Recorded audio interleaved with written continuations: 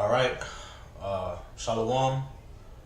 First and foremost, we want to give all praises to Yahawah, Yahawah, Ba'ashem, Ba'ashem, Yahawashi, Yahawashi. double honors to the elder apostles of the Great Millstone, and salutations to all the Akim out there pushing the word of Yahawah, Ba'ashem, Yahawashi in truth and sincerity.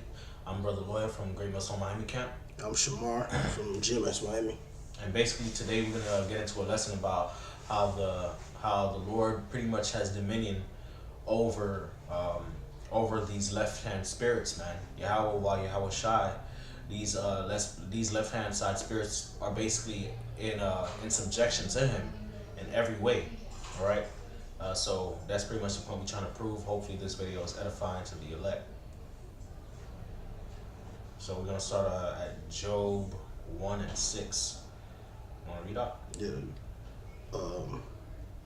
This Job 1-6. Now there was a day when the sons of the Most High came to present themselves before the Lord, and the Satan came also among them. Right. So in Job 1:6 it says, "Now there was a day where the sons of the Most High came before the Lord, and Satan was also there." Okay. So of course there's order and everything, especially even in the spiritual realm. Okay. So the Lord has his angels present themselves before him in an orderly fashion, and even Satan had to come. So that shows you right there that that Satan is under the will of Yahawah, Yahawashi. Go ahead, Ak. And the Lord said unto Satan, whence comest thou?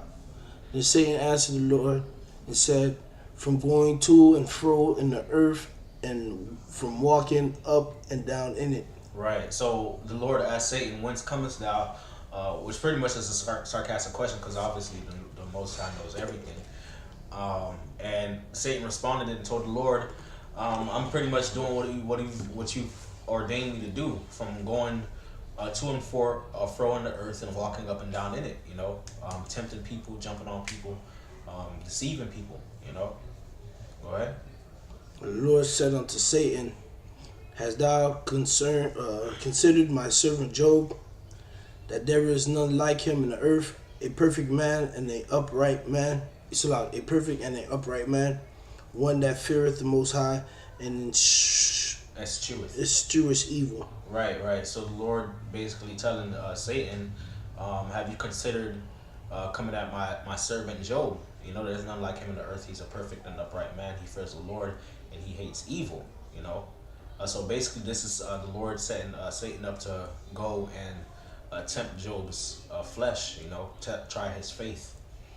Go ahead. Then Satan answered the Lord and said, doth Job fear the Most High for naught? Has not thou made an hedge about him, and about his house, and about all that he hath on every side? Thou hast blessed the work of his hands, and his substance is increased in the land. But put forth thy hand now, and touch all that he hath, and he will curse thee. He will curse thee to thy face. And the Lord said unto Satan, behold, all that he hath is in thy power, only upon himself put not forth thy hand.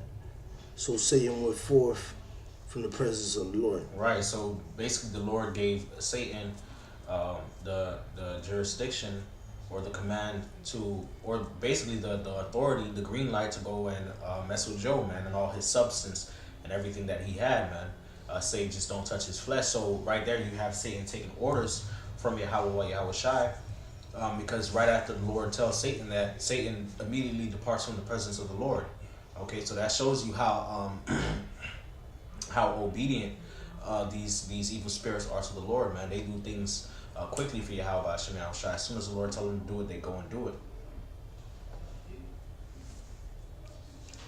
That's it? Yeah. Alright, you want to read? Khan. This is 1 Kings 22. Where you want me to start at? Verse 19? Yeah. Verse 19, it says, "And he said, Hear thou therefore the word of the Lord. I saw the Lord sitting on his throne, and all the hosts of heaven standing by him on his right hand and on his left. So basically, what's going on in this scenario is, if I'm not mistaken, it was Jehoshaphat, Jehoshaphat basically inquired of the Lord because he was supposed to go to war, all right? And he basically wanted to know if he was going to win the war or not. So right here, what's going on is it's setting up a stage where there's about to be a dialogue with the Most High and his angels, so to say, all right? But verse 20, it says, and the Lord said, who shall persuade Ahab that he may go up and fall at Ramoth Gilead? And one said on this manner, and another said on that manner. Mm-hmm. And there came forth a spirit and stood before the Lord and said, I will persuade him. Mm-hmm. And the Lord said unto him, wherewith? And he said, So my bad. So basically, what's basically happening here is somewhat along the lines of what happened in Job, and the Most High called all the angels to present themselves. All right, the Lord, the Most High, basically wanted to figure out, which one of y'all gonna go down onto earth and basically persuade this man to go in war and die over there, so to say. All right, because Ahab was a wicked king, man. Mm-hmm. He was very, very wicked, man. I believe he was the king of the northern kingdom. He was one of the kings of the northern kingdom. And he had false prophets, and they was worshiping idols and stuff like that. So they was telling Ahab, sweet things and smooth things and divinations and all that madness. So the Lord pretty much gave them over to lying spirits, man.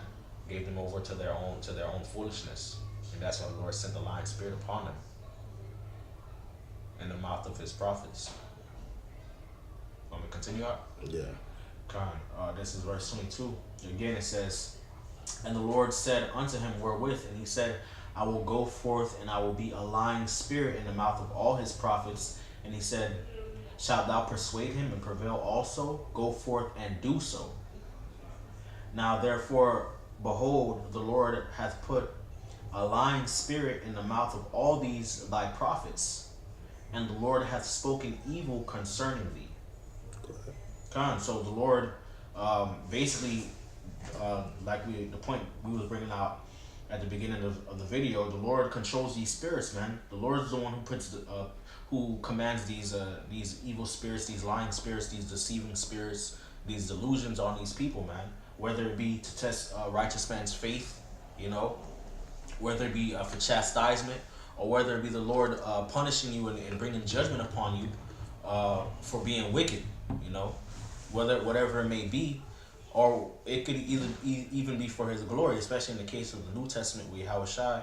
Yahawashi was doing miracles, and certain people were plagued for the glory of Yahawah B'Shem Yahawashi. So whatever it may be, at the end of the day, the Lord controls the spirits on the right hand and on the left hand. Evil spirits and good spirits, the angels and the demons. That's right. It's 1 Samuel 5:1. And the Philistines took the ark of the Most High and brought it from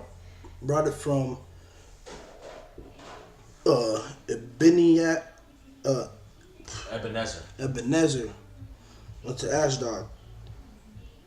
When the Philistines took the ark of the Most High, they brought it into the house of Dagon and set it by Dagon. And when they of Ashdod arose early on the morrow, behold, Dagon was fallen upon his face to the earth before the ark of the Most High, of the Lord, which is in all caps, that's Yahawah. All right.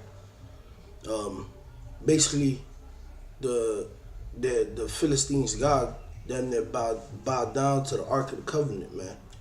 And the Ark of the Covenant was supposed to represent the presence of and the righteousness of Yahawah himself, man. And that's why our people used to take the Ark of the Covenant before them when they went to battle. So right there, in 1 Samuel, you have a false idol, a false god, bowing down unto Yahawah, an item that's supposed to represent his presence. Now, of course, the statue of Dagon wasn't actually living, You know, it was actually a living and breathing power that moved around and had a soul or a spirit, you know, and emotions and sentience. But that shows you metaphorically, man, because these various idols, they have certain demons behind them, you know. So that shows you that that these false gods and these demons tremble and bow down before the face and presence of Yahawah Yahawashi. Go ahead.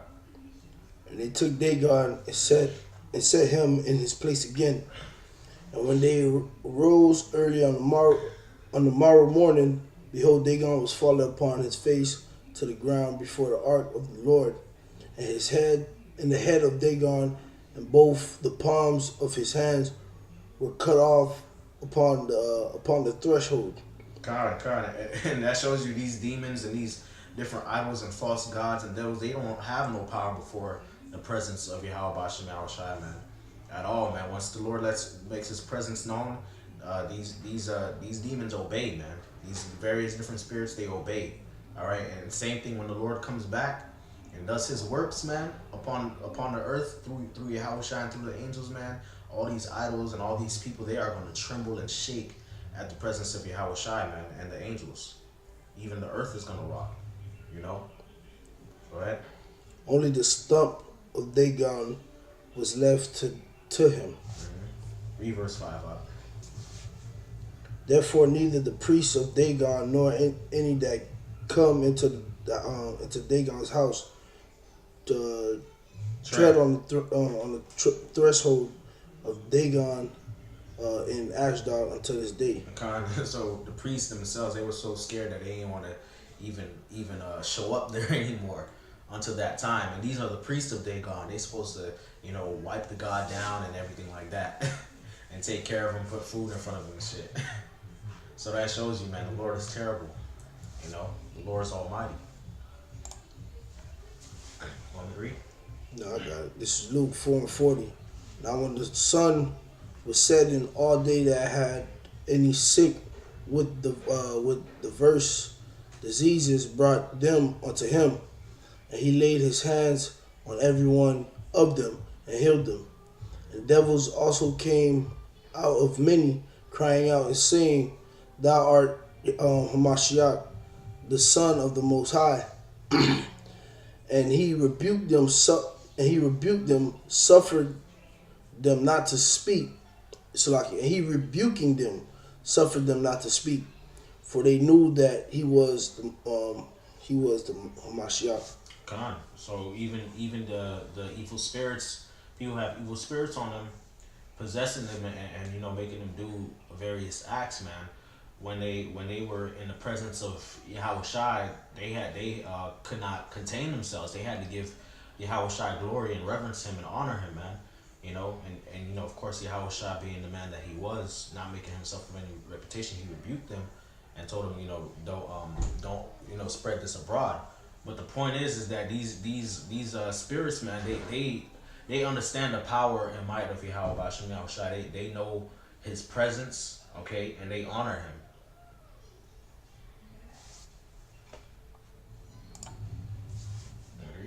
No, I got it. This is Acts 16:16. And it came to pass, as we went to prayer, a certain damsel possessed with a spirit of divination met us, which brought her masters much gain by soothsaying. The same followed Paul and us and cried, saying, These men are the servants of the Most High power, which shew unto us the way of salvation. And this did she many days. But Paul, being grieved, turned and said unto the spirit, I command thee in the name of Yahawashi Mashiach to come out of her. And he came out the same hour. Okay, so not only does Yahawashi, not only do they recognize his power, but when his spirit is upon the men that follow him and the people that follow him, even the demons even recognize those men as well, man. Just because the spirit of Yahawashi is upon them, you know. These demons and these devils know who the true power is, man. It's just, you know, mankind being vain by nature. They don't know who the true power is. They worshiping demons and rocks and plants and trees and things of that nature, and fire and the sun. But the demons that they worship worship the Heavenly Father, man. They know the Heavenly Father is the true God that truly saves, man. All right, and like the scripture says, Paul turned around and he cast them out in the name of Yahawashi, man. Yahawashi Hamashiach, man, and the demon came out immediately. You know, within the same hour, the demon came out. So it shows you that there's power behind the name of Yahawashi, man, and that Yahawashi, he's a power himself, man. Okay, with his spirit upon his men, the demons even reverence that, man. Not even with him around, just his spirit upon these men. The demons have to come out. You know, the demons have to depart. This is Mark 1 and 23. And there was in their synagogue a man with an unclean spirit, and he cried out, saying, Let us alone. What have we to do with thee, thou Yahawashi of Nazareth? Art thou come to destroy us? I know thee who thou art, the Holy One of power of the Holy One of the Most High. Salah. And Yahawashi rebuked him, saying, Hold thy peace, and come out of him. Go ahead. What's good? Go ahead and break down. Yeah, so what's going on here, basically, Yahawashi went to a synagogue. There was some dude in the synagogue, and the dude had an unclean spirit on him, you know, had a demon on him and whatnot. And the spirit, just like the brother was saying, man, even the spirits on the left hand side, they can't contain themselves, all right? Whenever the Yahawashi would come around, or his men would come around, it's like they were compelled to let the whole world know that the Most High is dealing with those men, or dealing with Yahawashi himself personally. So that spirit was basically, you know, being in a sense that he couldn't contain himself. He started shouting at Yahawashi like, Yo, what you coming here for, man? You coming to fuck us up? I know who you are. You the Most High's son, man. Basically, the demon's like, Yo, leave us in our wickedness, man. Leave us be. Clear it. And Yahawashi told the spirit to hold his peace, man, to come out of him. Verse 26. And when the unclean spirit had torn him and cried with a loud voice, he came out of him. And they were all amazed, insomuch that they questioned among themselves, saying, What thing is this? What new doctrine is this? For with authority commandeth he even the unclean spirits, and they do obey him. Showing that on the left-hand side, even them demons themselves know who the Most High chosen one is, man. Okay? Which is Yahawashi. And they do obey Yahawashi, man. They damn near believe in Yahawashi. They believe that Yahawashi is the savior of Israel, man. But yet you fucking dumbass niggas out here can't get that straight. Y'all know there's demons out there, but y'all don't want to believe in Yahawashi. But yet the demons that y'all know that's out there believe in Yahawashi. Yeah, obey Yahawashi. They don't want to worship Yahawashi, but the demons that y'all know is out there worship Yahawashi. So you less than a demon, kid. You less than Satan. Satan worship Yahawashi. Satan fear Yahawashi. Satan worship Yahawashi. The demons worship Yahawashi, man. And you don't want to do that. You call that evil and wicked. So that means that you more wicked than Satan himself, man. Wow, this is James 2:19. Thou believest that there is one power. Thou doest well. And the devils also believe and tremble. Con, I believe that there's one power. You do well, man. But hey, guess what? Even the demons, man, they believe and they tremble, man, showing that fear, man, showing that reverence, that terror that they have for Yahawah, Yahawashi, man. Mm-hmm. Because you know, certain men of the Lord, when they saw the Lord, like in the case of Isaiah, the Lord opened his eyes and he saw the Lord sitting up on his throne with the cherubims flying around him, giving him reverence, and he was like, man, I might as well die, man. I might as well die and give up the ghost, man, because I'm unworthy to see, you know, the Lord himself, man. and various other places in scriptures where men of the Lord seen the face of Yahawah or Yahawashi, man, they had to damn near give up the ghost, drop on their knees, drop on their face, just pass out, man, because really what it is, man, compared to Yahawah, Yahawashi, man, and their glory and their power and their might and their strength, man, and their holiness, man, everybody else, everything in existence is nothing, man. Everything else in existence is wretched, man, compared to him, man. Even the sun and the moon, man. That's why the scriptures say the sun and the moon shall be confounded when the Lord dwells among Israel, man. Because his glory is going to outshine the sun and the moon and the stars, you know. So that's why the devils believe and tremble, man. Because of the terror of Yahawashi, his glory, his might, and his holiness, man. That's right.